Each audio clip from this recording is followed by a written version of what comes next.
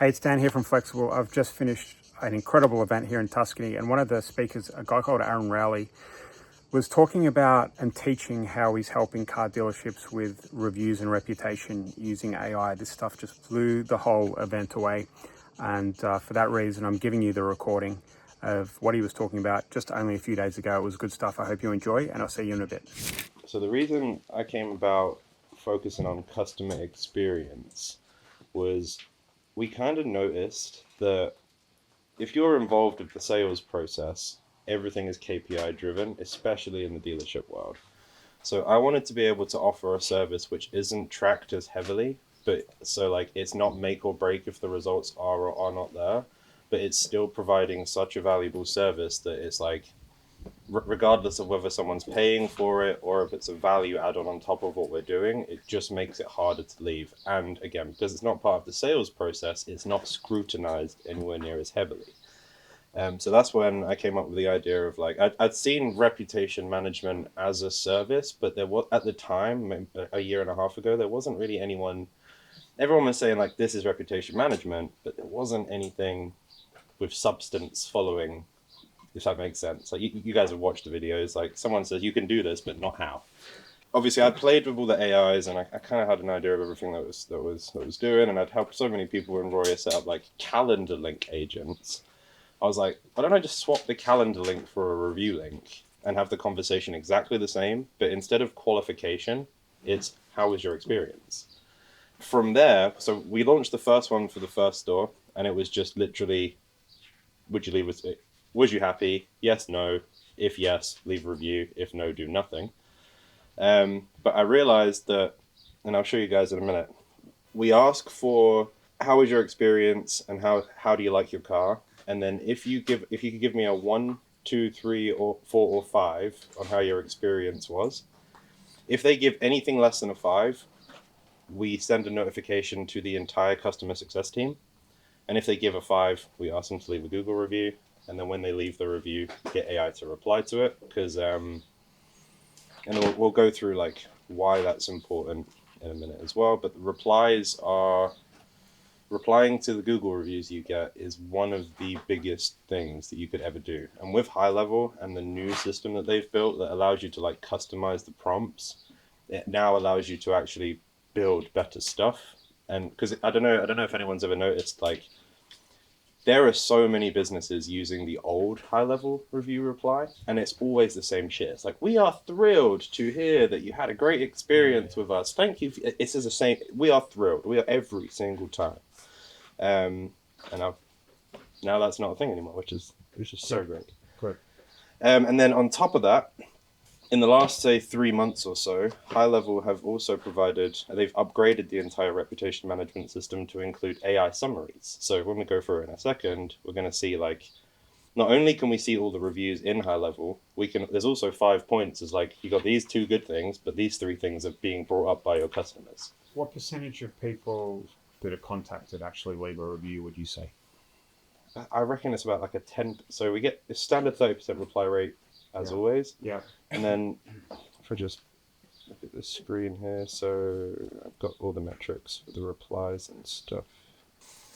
I don't know if everyone can see this, but this is like I took like the most average one that I've got, and we messaged 231 people, 33.33% response rate, which is 77 replies.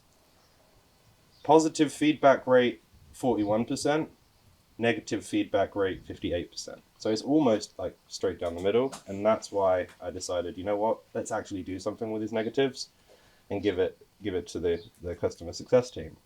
And then because I didn't really know anything about the dealership space, I didn't know about the manufacturer surveys. Does everyone remember how I explained that yesterday? Do I need to go through it again for anyone? When we started sending the stuff to the customer success team, they were able to get in contact with the customers who bought a vehicle and fix any issues they got before they got the manufacturer survey the next day. And what they realized was, by us doing this, they've stopped getting hit with all the budget cuts. Because if you own like a Ford dealership, your entire budget from the manufacturer is based on this survey. So if you get anything less than a 5, you get cuts, and eventually they shut you down.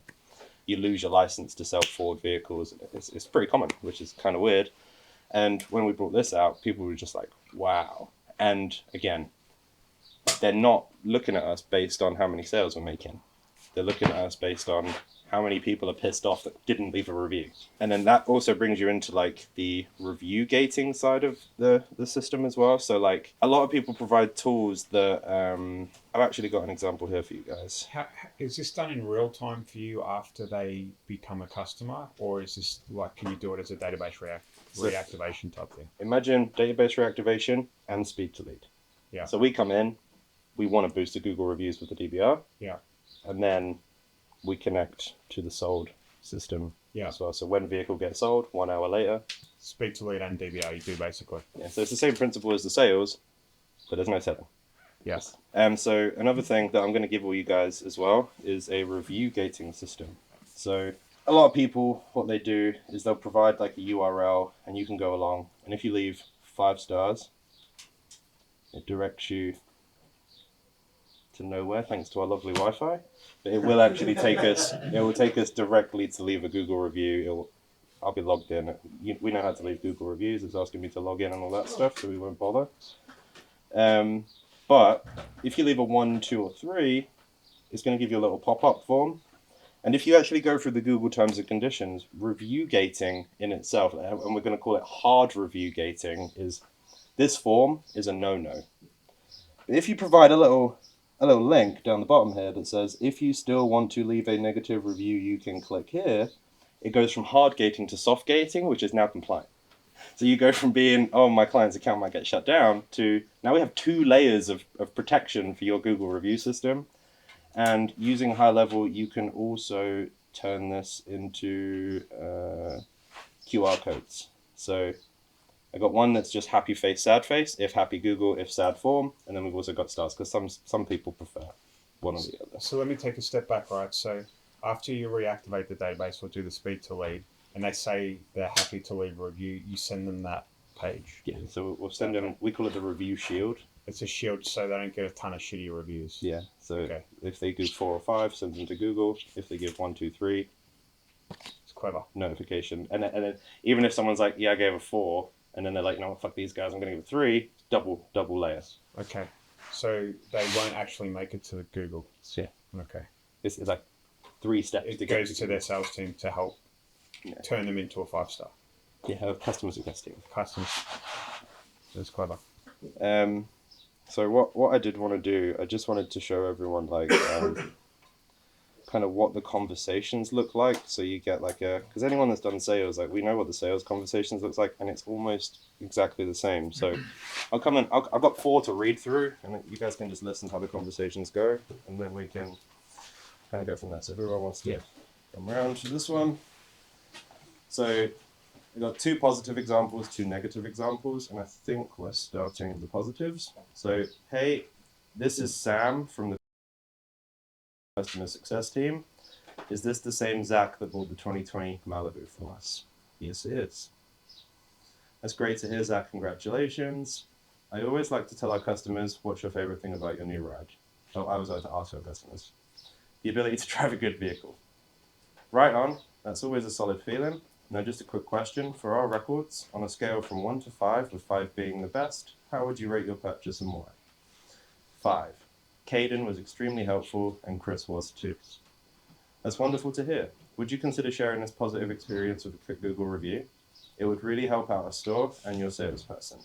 I can text you the link right now. It'll take 30 seconds. Sure. Awesome. Thanks, Zach. Here's the link to our Google review page. Just let me know if you run into any issues. Thanks for your business. Have a wonderful rest of your day. So when the message contains Google review link, we send it to every contact we have on file for the dealership and be like, that's great, well done. And then I think this guy actually went and left the review.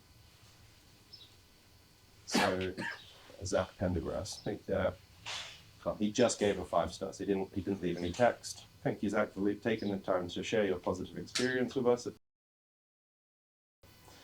We appreciate the support and look forward to serving you again in the future. Thanks for leaving a review. So if you look, we've squeezed in the name of the business twice. So if anyone's looking for,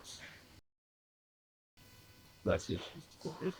So we'll come here and do another one. So this one is quite a funny one. So you guys have seen something here. So, hey, this is Sam from Customer Success Team. Is this the same Edward that bought the 2021 Santa Fe from us? I actually sold myself the Santa Fe. I'm a salesman here. Right on, that's a pro move. Since you know the ropes, mind sharing what you like most about your car? Always curious what stands out for folks, whether they're customers or part of the team. I thought so myself, lol. So this guy works there. You don't even know if I'm talking to fucking AI, right? This beauty literally has everything you could ever ask for in a vehicle, plus my wife loves it, so it's just an added bonus. Totally. That combo is hard to beat. Tech loaded and wife approved is a win-win. Quick question while I've got you. On a scale of 1 to 5, with 5 being the best, how would you rate your purchase and why? Oh, I'm giving myself a 5-star. Hobbs, put Hobbs on the highway the right way.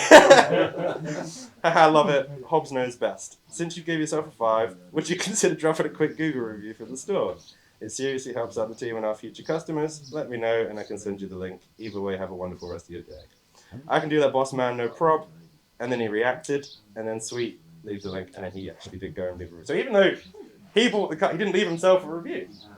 Yeah. Look at that. So as you can see, that's quite powerful by itself, and that for pretty much any business. So you can just replace the word vehicle for your coffee, or whatever it is, whatever it is you want to do. Now we're going to go through some negative. Hey, this is Sam from. This is them.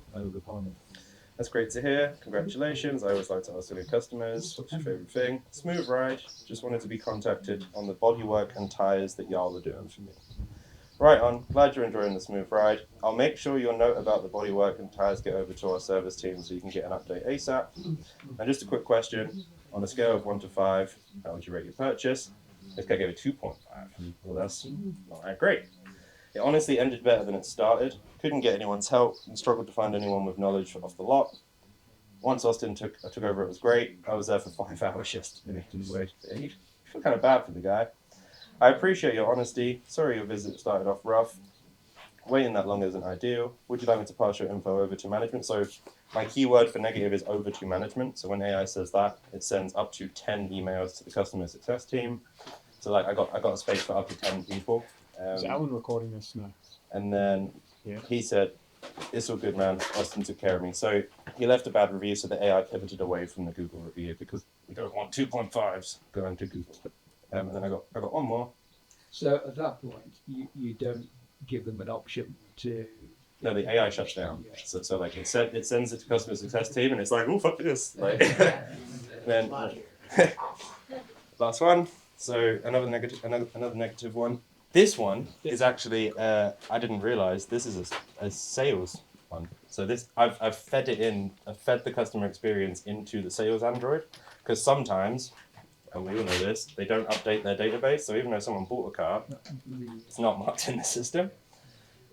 So we're starting off database reactivation. Is this Leslie? This is Sam here from. No, who is this? It's Sam over at. By the way, I'm just an assistant working from home. Oh, this is speed to lead. If anyone reaches out from our dealership, let me know. Otherwise, we're taking care of you for now. Looks like you inquired online about a 2014 Ford Mustang. Have you already made a vehicle purchase yet? And then he sent this paragraph of shit. So he said, I will not buy anything from because I had a horrible experience with game playing, no ethical, went behind my back and asked my mum to co-sign because my dad and I both wasn't enough. They wanted all 3 of us on the note. Then I wasn't allowed to pick the car I wanted and went there and they said it was denied. Then brought me back to the biggest piece of shit around 2X, one with no AC, and this is in Oklahoma, so it's pretty hot. Then I told them I would be back and never went back. They were playing games because I was a woman and then brought a car and they absolutely couldn't tell me the price. So basically every time I gave my name, my credit went down. I shouldn't have even had it ran if they wouldn't lend it on the original car I came there for. They also should have had some idea that I was approved for after the car, and they said no to. I was pissed as hell when I said I didn't want my mum on my paperwork, and they went and asked her anyway. Will never get my business as long as they run their business like that. Wow. Life story, like, and we all know this. Okay, cool. The AI said, nice and simple. I'm terribly sorry for the inconvenience. I'll get this over to management ASAP. So it went from lead. So they've inquired as a lead. Yeah. Came out like this, and then the AI sent it to their team, and then they just gave. I was in Tulsa. You don't need to unless you want to, but the salesman was as idiot processors. No, it was all of them that brought the broken cars, so never mind to get it over to management. So this was someone that came in as a lead in your system, and you got them into the dealership, and then they had a bad dealership experience, and you contacted them with Use AI afterwards. No, so I took the section of my prompt for the customer experience Android, and I've got it in the sales one. So if someone has already bought a vehicle from us, Yes. pivot from sales and start asking customer experience questions and try and get a Google review. Okay, I see. Because I found like dealerships usually have two CRMs, one for the sales process, Yeah. and then one for like after the purchase. Yes. And normally it costs like a lot of money to get the two to sync, so they Yes. don't bother. Okay, I see. So you also look how long ago they bought the car, so you try to sell them a new one. No, we have different like sales campaigns for that. So like we try and keep everything that we're doing completely separate, so that Except for this one where you combine kind of yeah, proud for review and yeah. Even if like a sales lead becomes a bad customer experience thing, it will remove it from the sales pipeline and then add it to the customer service one.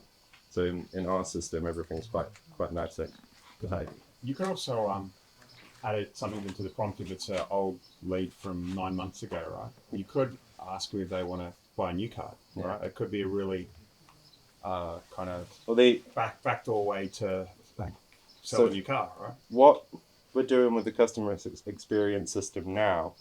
So one of the reasons that we charge retainers is because dealerships don't make any money when they sell a car. They might make $3,000 profit, and then out of that they got to pay commissions. So like they might sell a car for $100,000, but that goes all to the manufacturer. The dealerships make their money after the sale. So every 3 months, oil change, every recall, every bit of warranty work. So yeah. we're going to call it the forever nurtured service lead. Car gets sold, customer experience, Android, sends it to the cloud, wait 90 days. Hey, routine maintenance is coming up. Would you like to book it online via this link? Or would you like one of our service guys to call you and arrange it? Yeah. It's kind of like what Rob's doing. Yeah. Yeah, similar thing. Yeah, cool. Good stuff. I mean, this is, I mean, we should all really use this, really, when you think about it. And how are you going to give the guys a snapshot? Like, what does it look like? So, imagine the Sleeping Beauty Android from the AI Automation Ninjas community. Yeah. And I've gutted it. Yeah, so imagine the Sleeping Beauty Android, gutted out, all sales process removed. I'm putting in all the customer experience, like actions and stuff. And then I've also created like a setup portal for it as well. So instead of there being information scattered across all different places, I'm just going to make it so here's your portal, here's your checklist. When you submit this one, it's going to check it off. So, and then I'm going to put a Loom video next to every step so that you guys shouldn't even have to go anywhere. Just open the snapshot, install it, open the funnel, which is a full step-by-step. Cool. Cool. How do you price it? So we give it as a free thing. So we always start with database reactivation, and I've started saying that we use database reactivation as a stethoscope. So it very quickly brings all the problems, as everyone said, like it is so true. I don't want to touch speed to lead if I don't know that they're gonna call the leads after we've booked the appointments and stuff. So I would rather just go ham on the database reactivation. From there, we're going to be able to identify how their sales process is, but the AI will also start collecting information about how the store's doing, because they're all notoriously bad at CRM management. And then when things start getting like can we start doing this? Can we start doing this? Can we start doing this? The first thing we want to do is just say, hey, we're doing this. We're not going to charge you for it, but they're going to be like, wow, this is great. These guys are awesome. Now it's given us like a really good platform to be like $7,500 a month for speed to lead, because you've already given them all this value, and it just makes sense. Does that make sense? You could easily sell this as like a full service, and then in a second I'm going to go through like we're going to call it like the consultation aspect of it. So let's go into there's reputation management agencies, tons of them on this planet, right? And they charge lots of money for this type of stuff. You seen this new the AI summary of how they're doing? No, I haven't seen that. So I'll show you last. So this is the new reputation management software on a high level. So every review they leave, the AI replies to it, and then you get a summary. So what we're doing, and then I'll just go around the room and show everyone. So imagine every Friday you get on a call and you say, hey, I've been through every single one of your Google reviews in the last 90 days. And I can see that you've got helpful staff and excellent experience, but you've got lengthy wait times, poor service, and pricing transparency. So between now and next Friday, those are the 3 things that you need to focus on. Because at the end of the day, all businesses are the same. You get a customer, you deliver on the promises that you made them, you collect the feedback from the customer, should fix it based on the feedback from the customer, and then repeat. And if we can settle this, like, and position this right, AI is doing all the summarizing and all the checking, but they don't need to know that. And like, how much work does it take just to gather that information? You probably do this at Flexible. Yeah, it's cool. So yeah, Amazing. that's so the consultation aspect of everything is kind of where the money gets charged. So like, if in today's world, AI is the most overused word. So we're not trying to sell screwdrivers. We're trying to sell the building, and the building requires expertise to get built. And with these kind of tools, it just makes it so simple. It's pretty cool. And then the final part is, so everyone has seen the Google My Business profile before. 80% of all clicks happen in this part of the page. So everyone pays for ad space, and like 4-5% of people click here. 4-5%, up to 15% of people like scroll down and have a bit of a mooch, but nearly everybody clicks on this. And the way your positioning is ranked is either through your SEO, but more importantly, it's based on how many reviews you're getting in the last 90 days. So if you work for a business and they've got 10,000 reviews, but they haven't had a single one in 90 days, the 10,000 means nothing. It's only on a 90-day rolling program, and all that kind of stuff. And then replying to them also boosts your position as well. And you can also like post images and videos and stuff on there as well, but the review section is the most powerful part of the entire tool. So have you seen an increase in the Google ranking then, based on once you've started the reviews? yeah, so the marketing agency that we partner with, they do everything through Google tracking. So they just say, guys, you guys are fucking killing it. And I don't. By them doing it, we don't have to do any of the tracking or anything. This agent is just a sales agent repurposed. So the workflow, like Dave was saying earlier, the workflows are identical to the sales ones. It's just instead of calendar link, it's review link. Instead of goodbye, it's over to management and all that stuff. Wow. I believe what I said about you get customers, you deliver on their promise, you listen to the feedback and you implement it, and then you just repeat. And then any other noise that comes in from anyone, just like ignore it. Like if someone goes, oh, I think you should do this. If they're not your client, it's kind of, unless there's someone that's like, so for me, if it's a dealership, if someone's been a dealership GM for 50 years and they're not my client, I'm probably going to listen to their input. But if they're like a solar company, I think you should do this. I'm like, I don't care about what you say. I only care about the people that are paying me money, what they want. Pretty cool stuff, right? So I've managed to twist his arm to put together a webinar where he's going to show you more about what he's doing and how it works. There'll be a link in the description box below. with details on how you can come to the webinar. It's next Monday night in the UK. I'm still in Tuscany at the moment. So yeah, I guess I'll see you there. Speak soon. Bye-bye.